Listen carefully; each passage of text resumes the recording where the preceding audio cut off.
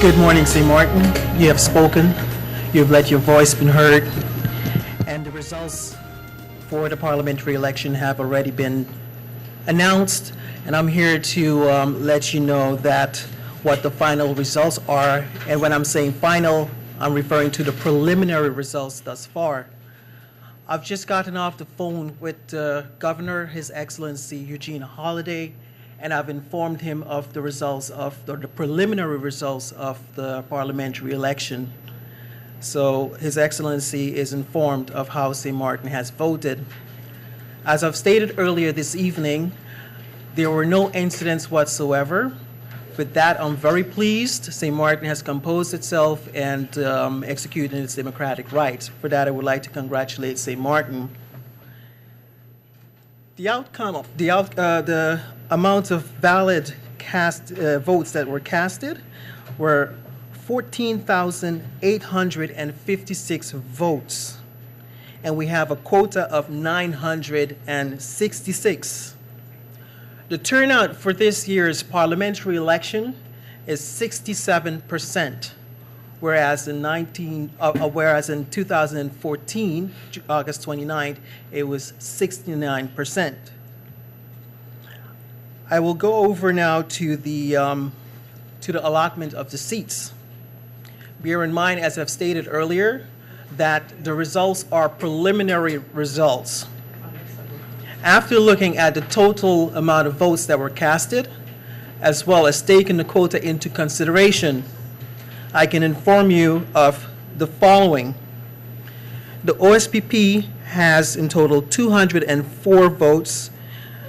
The UP Party has 4,127 votes.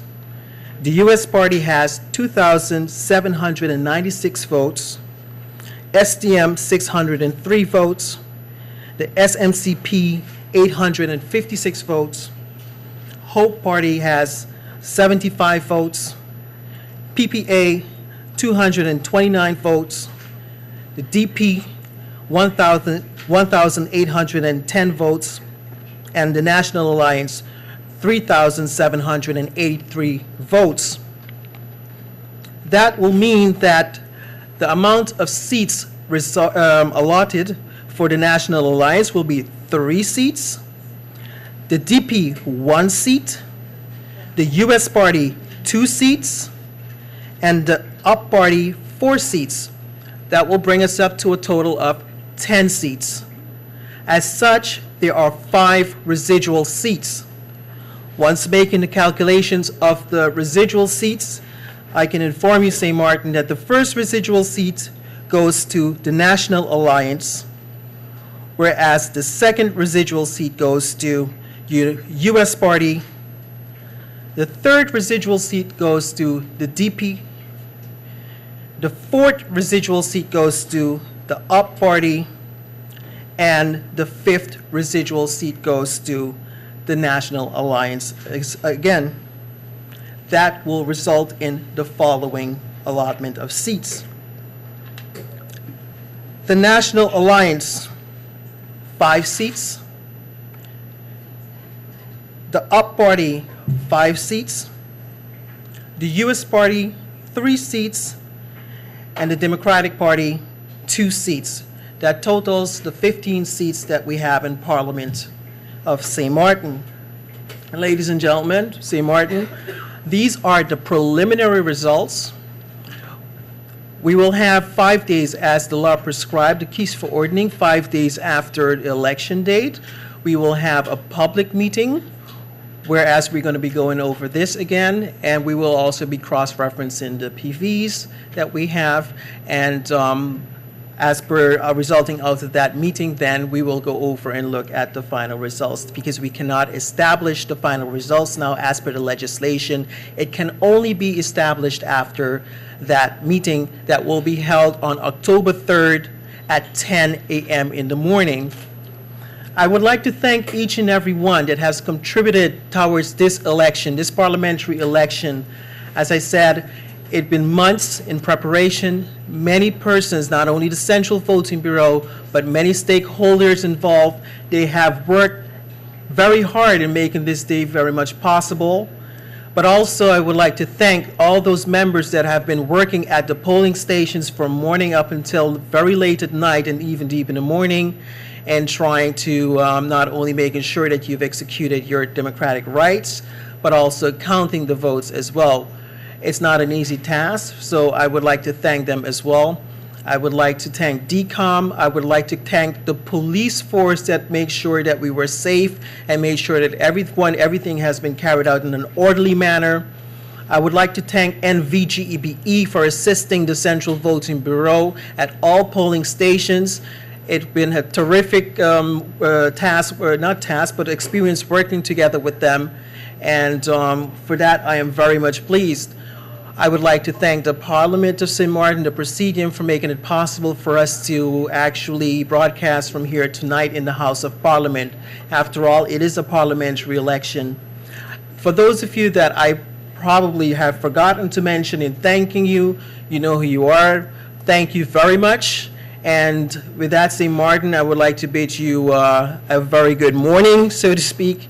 And these are your preliminary results. I would like to remind you that the individual votes are posted on the government's website, and you can refer to the government website to get the individual votes. Again, there is a public meeting on October 3rd, and only after that meeting then can the results be established.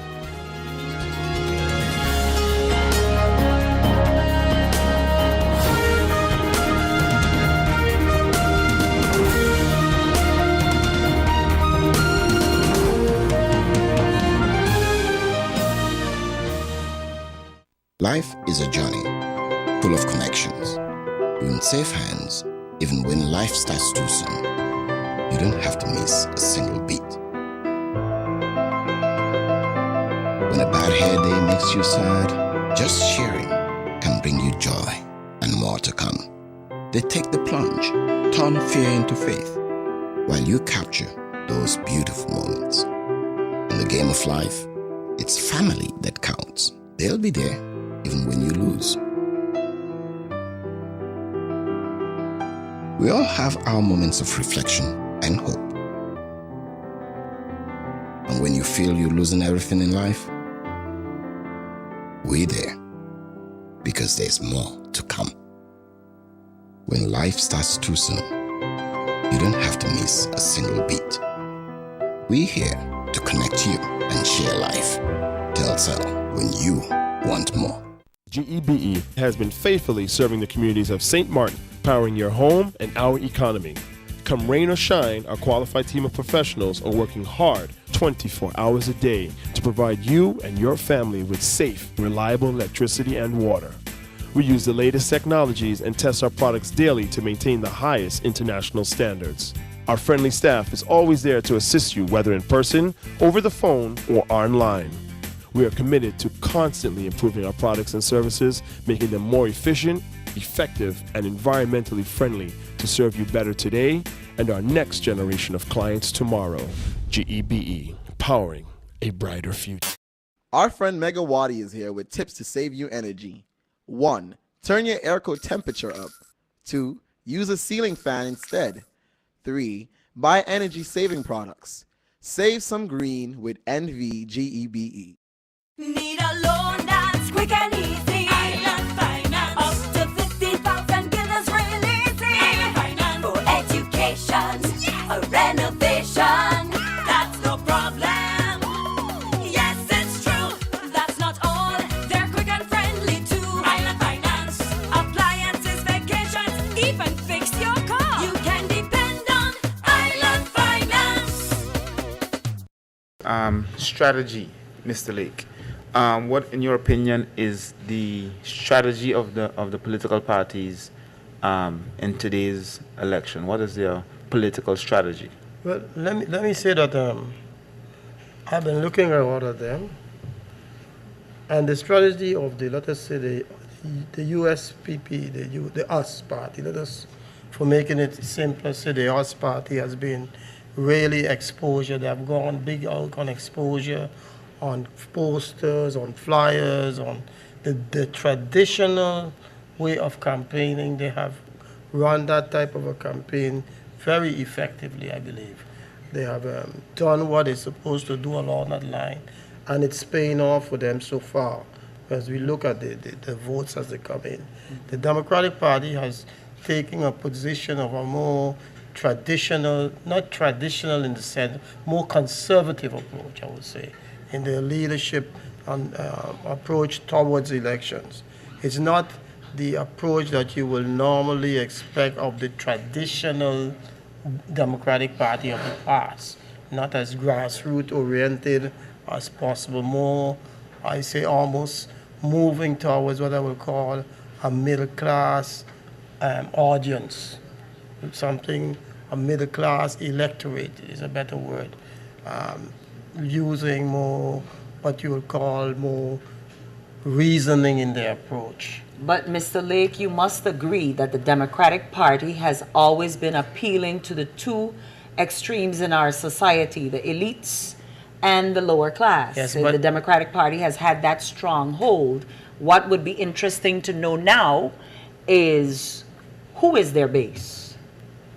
That's interesting. Because the traditional grassroots, what we'll call grassroots, DP supporters have now moved towards the up party.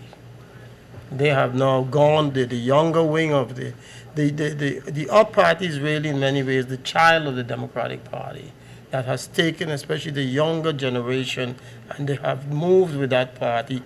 The old traditionalist, hardcore, loyalist Democratic people have stayed with the traditional DP, and they have also at that time in the new makeup of the party, they have looked towards what you would call a more elitist group also between the old and the new. So you see they have the old traditional hardcore DP people have stayed with DP, and DP have now concentrated on a new type of, for lack of a better word, let's say managers in businesses and that class, that managerial class that is in right between the top, the very top, and the middle class, what you might call an upper middle class group. And have you've drawn that conclusion from the candidates that are running on the slate? Yes, or because strictly from their campaigning methods? both, especially the candidates. If you look at the candidates that they have had on this list have been candidates that will be more appealing to that class, to that group of people. I must say, Mr. Lake, prior to casting my vote today, there's a beautiful enlarged dummy ballot at the entrance of the polling station for, and on that ballot, you had the ability to analyze the 125 candidates quickly. And I immediately noticed the professionals on the Democratic Party. Pound for pound is how we used to like to say it. She has a very good list, but we are not seeing it in the numbers. So hence my question to you, the evolution of the voter. Because you said it, pound for pound, the list is very good, but the list doesn't the people doesn't identify with the list. That's where the weakness of the party came in. The people of St. Martin, the people, the voters don't identify with that list. They identify more with either the up, if we're not dealing with the Democratic Party leadership and voters, their people identify now with the up party. And that's where the weakness of the Democratic Party of today in the votes are reflected in the votes, because the average person doesn't identify with that party. They identify either with the up party, or they identify with the national, or even with the us party. But they don't identify with the Democratic Party, despite the fact, like you said, it's a very well put together list. You said, Mr. Lake, you described the political strategy of the DP as more conservative, and the USP as exposure and traditional. We had Mr. Hoffman in earlier, who focuses on controlling donations to political parties. You think it's fair to say that a political party, depending on the amount of donation received, can run the traditional versus having to opt for a conservative approach? Let us be very realistic that a party that doesn't have the finances can never really, at this moment in our history, isn't going to play a major, will not develop into a major party. Finances definitely plays a role. I was listening to the part of Mr. Hoffman's presentation, and in many ways I'm not in agreement with him, because I don't think he takes into consideration the entire culture of our political system. It's easy for him to make, for certain situations to take place. But if you look at the election today, if you study the election that took place today, it was in many ways so different than our type of election. Our elections were, in many ways, are a celebration of the right to vote. This was almost a mourning of the right to vote. You see, because the fact that many of these rules and regulations that they implemented or placed in there, those are not applicable to us, because we never had violent elections for most of the time. Our election was always a celebration of the right to vote, a celebration of our people coming together. And even though we might have opposed each other in the election, as it's over, even while it's taking place, where you'll see someone with an up shirt, someone with a DP shirt, someone with a national, and they're all getting together. But now what has happened, for instance, the elections in many ways, and I believe it also reflects in the amount of people that went to vote, that there's a dullness. There's almost a fear that amongst the population, not a fear, but a disgust in a that they don't. It doesn't apply to our culture of joy and happiness, because you could campaign. To campaign and to vote is a joyful thing for us. Now to campaign and vote is almost something that people are very concerned about. It's almost a burden. And what happens when you have burdens? People don't show up for that burden.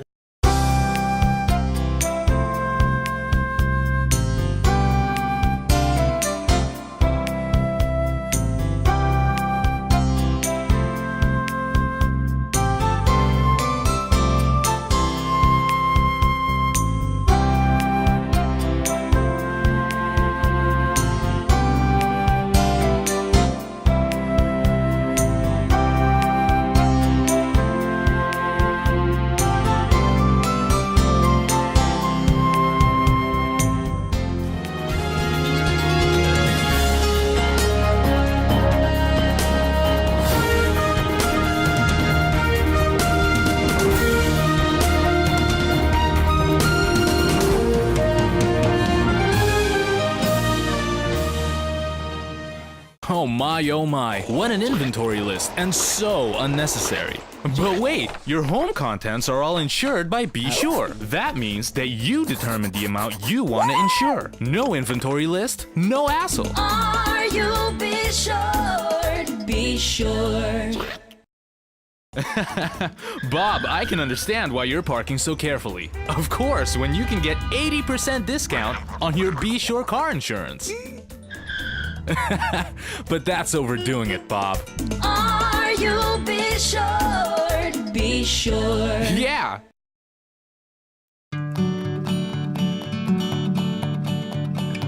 It's been said that behind every door, possibility awaits.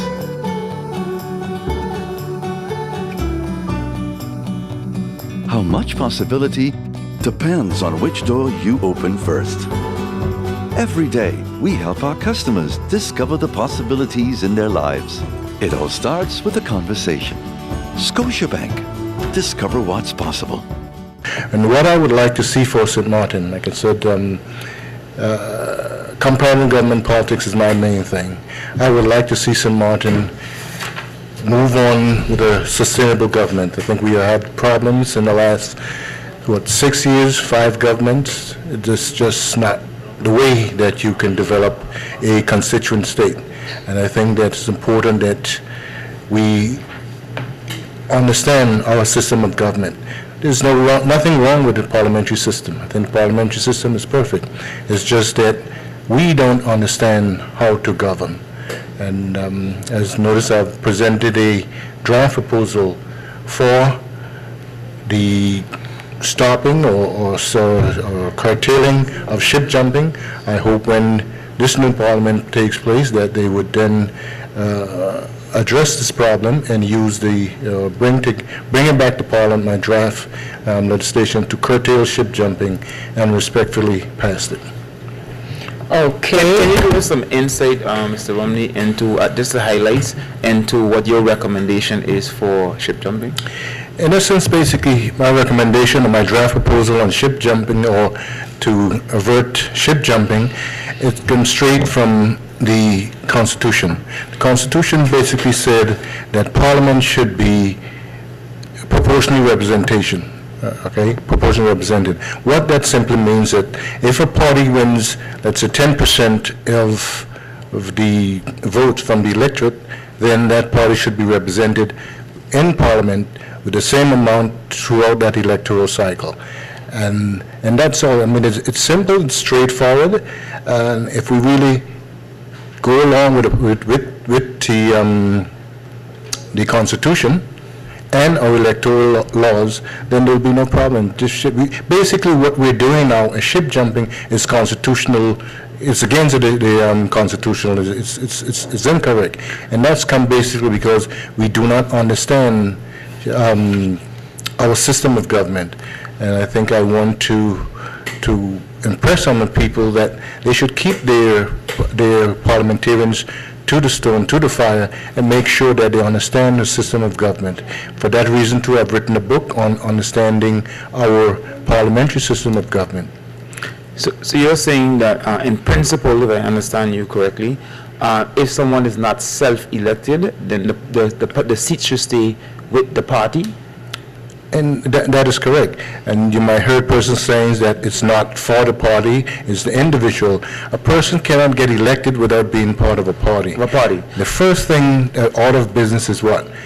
Is the party. And the party wins the seat. And then you move on to the individual. As a matter of fact, straight in electoral laws, it clearly state that once the party is allotted X number of votes, of seats, then it's assigned, and they look forward to how many seats the party has run, and then they go further and say, okay, how many persons within that party have gotten the quota.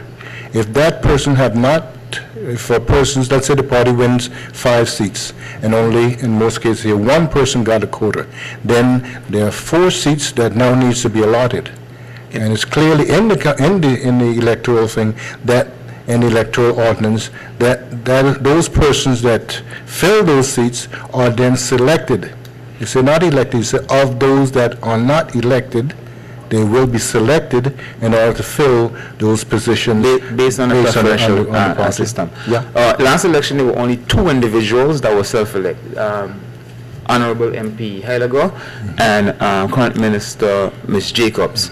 You hear over the years, I'll just call a few names of ship jumpers: Mr. Elton Jones, Mr. Theodore Heileger, Mr. LaVille, Franz Richardson, Silvio Matza, Maurice Lake. All ship jumpers had one thing in common in terms of disagreement with the leadership or whatever was going on at the time. They all expressed grievances, right? Mm-hmm. In the system that you're proposing, aren't you giving the leaders then or the party more power, the power they had before the preferential vote system? No, I beg to differ. And it's nothing new that I am bringing. It's basically following the Constitution and making sure that it's articulated within the ordinance. The thing is this, that we're looking at a party. We tend to, or the leaders tend to want to own the party. It's an association. You cannot own the party. See? And one thing we see that I think the late Mr. Lynch, he came up with the Preferential vote. well, not the preferential vote, came up with the, basically it's an open list of selecting persons. It's a closed list and open list. Closed list, basically what was there before, that the party leader would then would number the persons. And then when you get elected, he'll then take the first 5, if you got that much seats, or what have you. He's changed it to the open system, where then you would rank the persons. What it has created is a big fight within the party itself. See, so now you find that fight within the party in order who could get elected, so to speak. So that what created that, and then it comes more of a I thing. Everyone's concerned about I get elected, I this, I that. That's the problem. with My the system. concern is if you have all those names that I mentioned, they all had grievances in common. My concern is, and if your system is implemented, how are those, if they're not allowed to declare themselves independent, how would those grievances be handled? That, in essence, is a party problem. Okay, if you have an organization, which I guess Mr. Halliger, in fact, asked me that same question when I sat on the other side in Parliament, how are we going to address that? And I said, it's simple. The party needs to have bylaws. If you are part of an organization, you have to follow the rules and order of the bylaws. I mean, it's clearly in any organization. You'll find persons coming here to Parliament and they're part of a party, and they are advancing piece of legislation or motion, what have you, without caucusing with the rest of the party. And what happened? It get turned down. Because every single person within government has his or her own agenda. Politics doesn't work like that. It clearly does not work like that. It's supposed to be a party thing. If there's a difference within, we have difference in your party, you go back and you caucus. So when you move forward, you come back with with unity that would address whatever it is. And if they don't agree at that point, you keep it inside. You caucus until you come to some decision.